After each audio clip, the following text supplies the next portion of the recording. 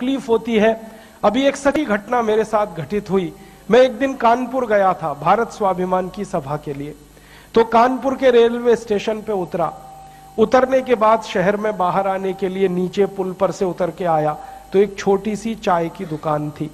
उस पर एक बेटी और एक माँ और एक छोटा सा बेटा आपस में बात कर रहे थे। वो क्या बात कर रहे थे? वो कह रहे थे, माँ हम गरीब क्यों हैं?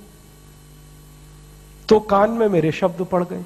मैंने कहा ये इस तरह का प्रश्न कोई अपनी माँ से पूछे तो मुझे लगा ये कोई साधारण लोग नहीं है, कुछ तो इनमें असाधारणपन है। चल के पूछा जाए कौन लोग हैं, परिचय लिया जाए। तो मैं गया उस दुकान पे, मैंने पूछा आप लोग कौन हैं? तो उन्होंने कहा कि हम तात्या टोपे के परिवार के लोग।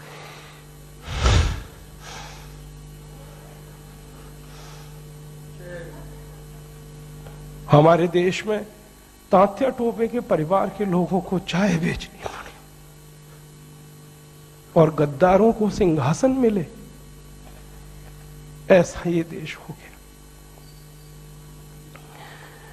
जिन लोगों ने तात्या टोपे को मरवाया था वो इस देश में मुख्यमंत्री रह चुके हैं, आपको मालूम है।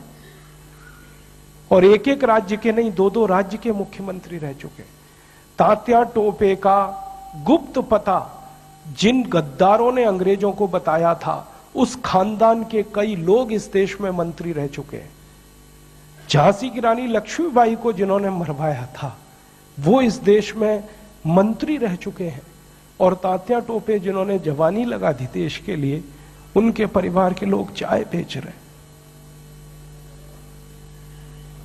ये देश है और ये अब बर्दाश्त नहीं होता और ये बर्दाश्त होना भी नहीं चाहिए किसी को। क्यों बर्दाश्त होना चाहिए? ऐसा देश तो हमने कल्पना कभी की नहीं थी। तात्या टोपे ने कभी कल्पना नहीं की थी कि ऐसा देश बनेगा। ये झांसी की रानी की कभी कल्पना नहीं थी, चंद्रशेखर की कल्पना नहीं थी। चंद्रशेखर जैसे क्रांतिवीर ने इस देश की क्या कल्पना की होगी। एक कहानी सुनाता हूं कि वो घर से भाग गए थे 13 साल की उम्र में। माता पिता बहुत गरीब थे, खाने को घर में नहीं था, घर छोड़कर भाग गए, बनारस आ गए, क्रांतिकारियों के संगठन में शामिल हो गए। और उसी संगठन ने थोड़े दिन के बाद काकोरी कांड किया था और खजाना लूटा था। तो धन आ गया, थोड़ा सा पैसा आ गया। तो चंद्रशेखर को उनकी मां और पिता का संदेश आया कि जो पैसा तुम्हारे पास आया है इसमें से कुछ हमें भी दे दो, हमारी गरीबी में काम आएगा। तो चंद्रशेखर अपने माता पिता के पास गए थे और एक ही उत्तर दिया था कि मेरी रिवॉल्वर में 2 गोलियां हैं, पैसे तो दे नहीं सकता, ये दोनों गोलियां दे सकता हूं।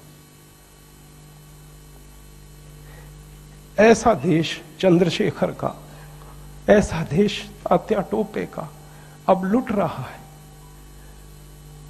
तो फिर क्या करना चाहिए? तो मुझे लगता है कि अब फिर कोई दूसरी बड़ी लड़ाई की तैयारी करनी चाहिए।